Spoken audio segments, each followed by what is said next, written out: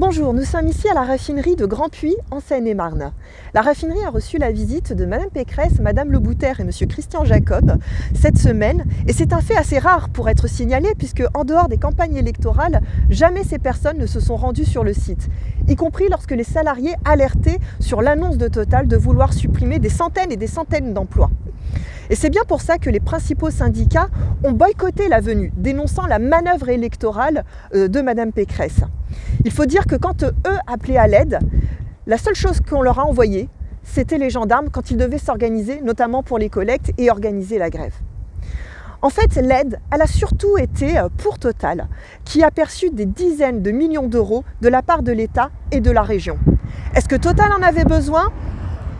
Sachant que Total a versé 7 milliards de dividendes rien que pour l'année 2020.